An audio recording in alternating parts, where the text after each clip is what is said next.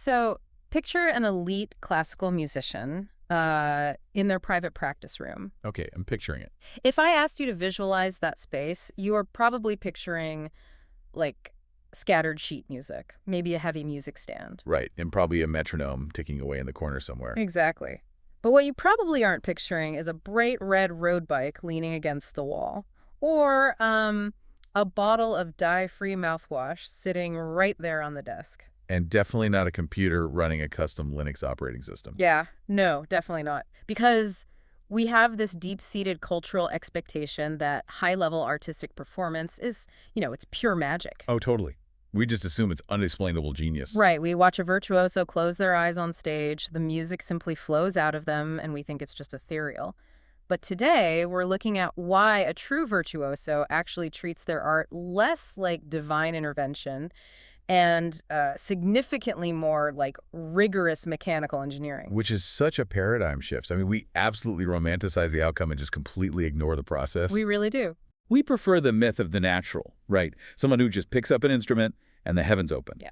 But stepping into the actual daily reality of an elite performer, it shatters that illusion immediately. It replaces all that romance with biology, systems, and just relentless optimization. Which is the core of our mission today. We are unpacking a completely fascinating framework for mastery.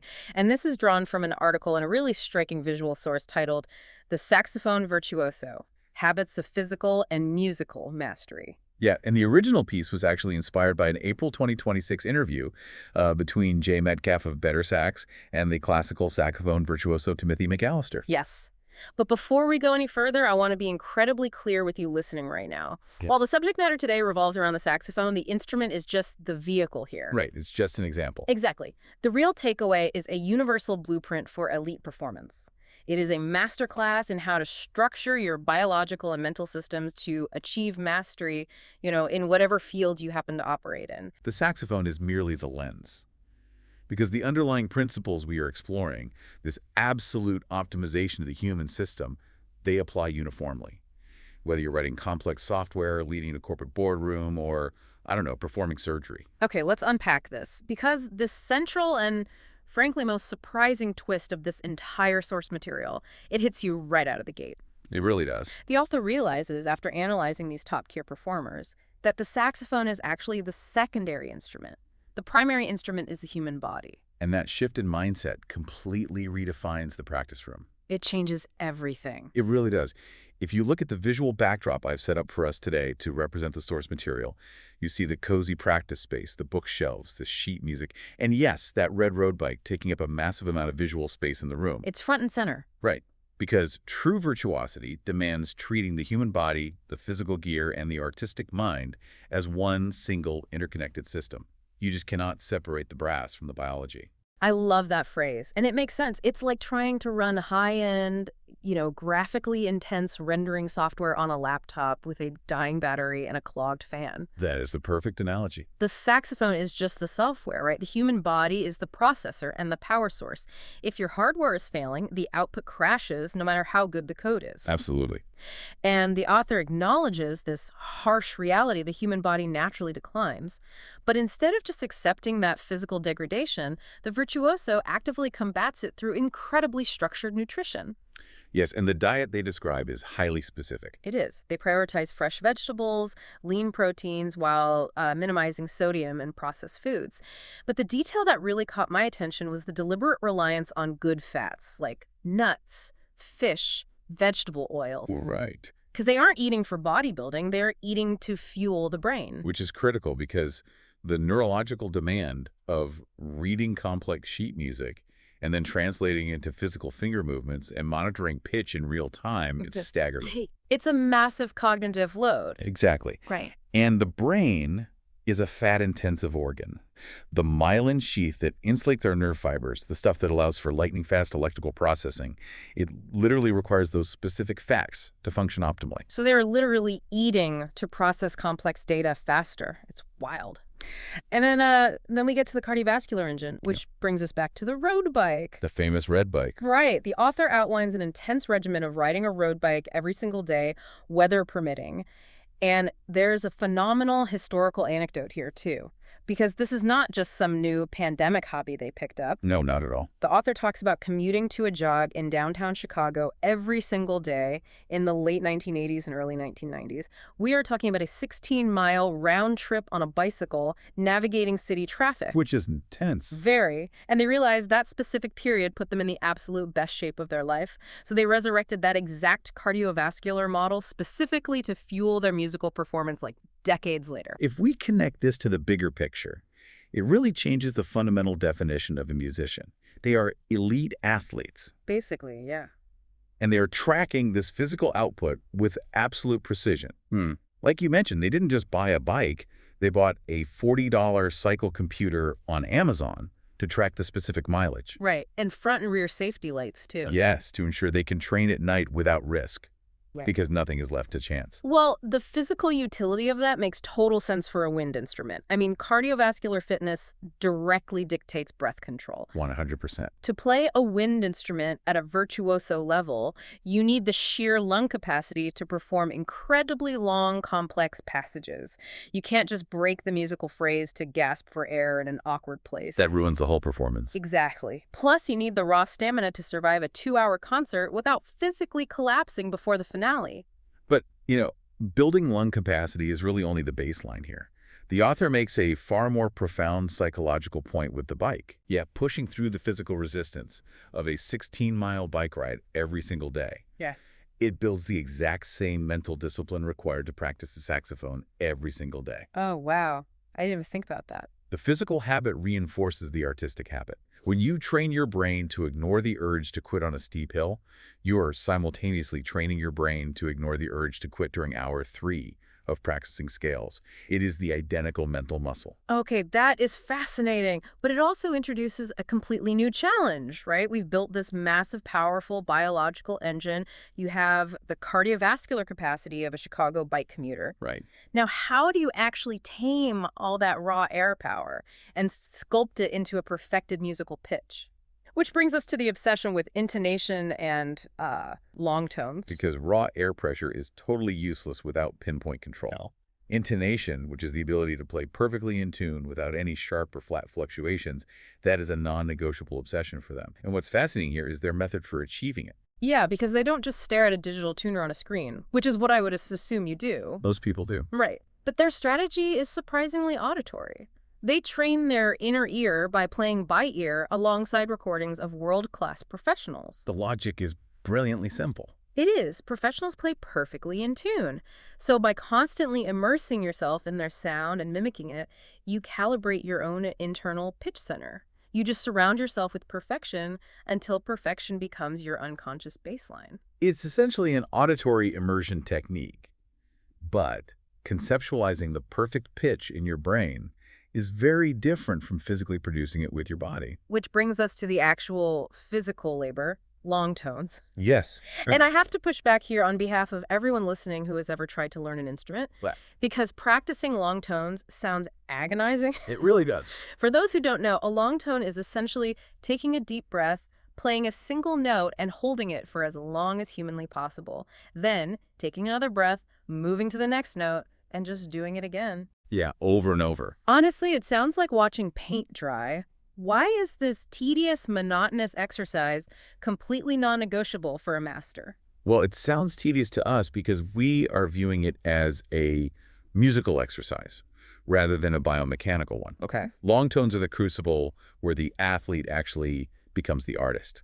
This is where you utilize that massive cardiovascular stamina you built on the bike. To hold a perfectly steady pitch, you have to exert microscopic control over your embouchure. Wait, pause. For those of us who don't play wind instruments, when you say embouchure, you're talking about the actual physical formation of the facial muscles, the lips, and the tongue around the mouthpiece, right? Precisely. Your embouchure involves dozens of tiny micro-muscles in your face. When you blow high-pressure air through a mouthpiece, those muscles naturally want to fatigue or twitch or just collapse entirely. A long tone is essentially a plank exercise for your face. A plank exercise for your face. That's a great way to put it. It demands total, grueling focus on stabilizing those micro-muscles while simultaneously metering out your massive lung capacity at a perfectly consistent rate. So you are literally physically sculpting the air. You are taking the blunt force of the biological engine and refining it down to a laser point. And that level of control unlocks the ability to play sweeping, unbroken musical monologues. Without long tones, your musical sentences are choppy, they're breathless, and they're weak. The tediousness isn't a side effect of the practice. The tediousness is the actual point. It builds the tolerance for microfocus. Okay, so the biology is optimized, the inner ear is calibrated, the physical embouchure is strong, but here's where the system runs into external reality. The physical gear. Exactly. You can have the perfect human engine, but if the machine you are blowing that air into is flawed, the entire system breaks down. We have to look at the mechanical ecosystem, the saxophone itself. Because the instrument is a highly complex machine of levers, springs, and leather pads. If it is not in total mechanical synergy with the player, it introduces friction. The author notes that while major structural overhauls obviously require an expert technician, the daily micro-maintenance is entirely the responsibility of the player. And here's where it gets really interesting. The level of meticulous detail this author goes into regarding daily maintenance, it borders on obsessive. It does. This isn't just, wiping the fingerprints off the brass. They swab the interior of the horn after every single session to remove moisture. They insert a specialized pad saver. But then they use a specific product called key leaves, which the author apparently discovered from a Saxophone Academy YouTube review. Those key leaves serve a very specific mechanical purpose, actually. Oh, really? Yeah. Normally, certain keys on a saxophone remain closed, pressing a leather pad tightly against the metal tone hole. Over time, saliva and condensation dry on that letter, creating this sticky residue. Ooh. Okay. So when you press the key, there is a microsecond delay before the pad unsticks and opens. Which completely ruins a fast, complex musical passage. Exactly. So the key leaves are silicone props that physically force those normally closed pads to stay open while the instrument is resting in the case. The moisture evaporates naturally, the leather stays clean, and the sticky pad issue is just entirely eliminated. It's a brilliant mechanical hack. It is, but they take it even further into the realm of chemistry. They keep a small bottle of dye-free mouthwash, in their case, to disinfect the mouthpiece every single time they play. Dye-free mouthwash. It is a total refusal to allow biological buildup to compromise the mechanical precision of the instrument. Yeah, that chemical precision is a perfect example of their broader worldview, because why does this hyper-maintenance actually matter so much? Well, a sticky leather pad or a microscopically altered mouthpiece creates a physical barrier between the artist's internal intent and the external result. Removing every single ounce of physical friction is the absolute prerequisite to achieving flow state. Which explains a detail in the source image that I found completely fascinating. Right. If you look at the metadata and the text on the visual source provided, the author specifically credits the open source tools used to produce the image itself. Oh, I noticed that too. They list, and I quote, produced using pop.os, JNU Linux, GIMP, Shortcut, and Notebook LM. Now, who lists their specific Linux operating system distribution on a picture of a saxophone? Someone who views the entire world as a series of interconnected, optimizable systems. Exactly. I mean, it shows this isn't just about music, it's an overarching philosophy. Yeah. Open source software like Linux gives the user absolute granular control over their operating system to eliminate bloat and friction. Right. The author is applying that exact same open source hacker mentality to their physical instrument and their biological body. You clear the runway of all mechanical friction so the art can finally take off. Which brings us to the final and really the most crucial layer of this deep dive. The biological body is fit. The air is trained. The physical instrument is mechanically pristine. Now, we enter the mental framework, the software that actually executes the music. And just like the physical training, the mental execution is stripped of all romance and heavily structured around non-negotiable fundamentals. The text states unequivocally scales are the foundation. Period. You must make playing scales a part of your daily practice regimen, period. And beyond the scales, they structure every session around the big 5 fundamentals: rhythm, melody, harmony, dynamics, and articulation. And we need to understand that practicing these big 5 isn't some passive activity. A virtuoso doesn't just play the notes on the page and zone out. Right. They're engaging in a highly critical, real-time interrogation of their own performance. Let's actually break down how that works in practice, because this is where the whole system just converges. Take dynamics, the control of volume and intensity. To practice dynamics properly, you might try to play a note that fades out until it seamlessly disappears into absolute silence. To execute that one mental goal, you have to rely on the cardiovascular breath support from the bike. You rely on the micromuscle control of the embouchure from the long tunes, and the flawless, frictionless seal of the leather pads from the meticulous maintenance. Everything has to work together. If any one of those underlying systems fails, the note wobbles, the pitch drops, or the air just cuts out abruptly. And this raises an important question about the mental load of this whole process. The author explicitly lists the internal dialogue running through their head while managing all those physical systems. It's intense. They are constantly asking themselves, am I playing in tune? Is what I'm playing in good taste for the specific historical style I'm in? Am I playing these phrases to their absolute proper completion, or am I getting lazy and cutting them off early? Wow. It is an exhausting, endless feedback loop of self-correction. It is relentless, and I want to point out one more specific detail from the source image that captures this grind perfectly. On the music stand, sitting behind the saxophone, there's a piece of sheet music. The title clearly reads, Saxophone Mastery, 390 Sitania Daily Etudes. 390. Yeah. For anyone unfamiliar, an etude isn't a performance piece. It's a short, highly complex musical composition designed explicitly to drill one specific, difficult technical skill. And this book contains 390 of them, daily. It perfectly aligns with this structured, unyielding approach to skill acquisition. Exactly. When you step back and look at the sheer weight of this framework, the nutrition, the cardiovascular cycling, the inner ear calibration, the Linux system optimization, the meticulous gear maintenance, the 390 daily etudes. What is the actual common denominator? Right, what ties it all together? The author synthesizes this entire sweeping philosophy down to one single potent word: discipline. It always comes back to discipline. And the author's definition of discipline is beautifully demystifying. They define it simply as carefully thinking about what needs to be done and then doing it on a daily basis. That's it. That is the great secret of the virtuoso. There is no magic in the practice room. The existence of phenomenal saxophonists in the world just proves that there is a reliable, systematic method to becoming one. So what does this all mean for you listening? If we trace the journey we've just taken, it completely rewires how we should think about high achievement. We started by building a biological engine, right? Getting on a road bike to build the cardiovascular stamina of a Chicago commuter. Yep. Then we took that raw lung capacity and subjected our facial muscles to the grueling plank exercises of long tones, just to sculpt the air and lock in our pitch. The microfocus. Exactly.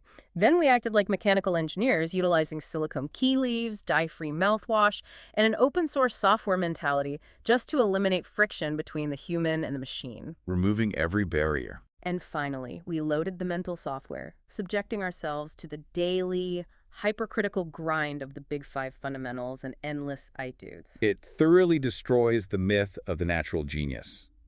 But I think it replaces that myth with something far more empowering. Because magic cannot be replicated. A system can. Oh, that's incredibly well said. Which means you, listening to this right now, can map this exact framework onto your own field, your own career, or your own passions. But before we wrap up today, we want to leave you with a final thought to really chew on. Yeah, it's drawn from a very subtle, almost hidden point the author makes in the text regarding mental execution. Tucked away in their philosophy, the author insists that they consider sight reading and improvisation to be completely equal. Which is fascinating. Now, sight reading is the act of playing complex sheet music you've never seen before.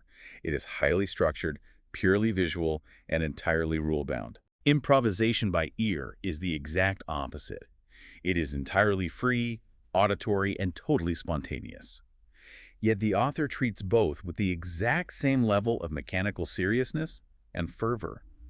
They apply rigid, structured discipline to absolute creative freedom.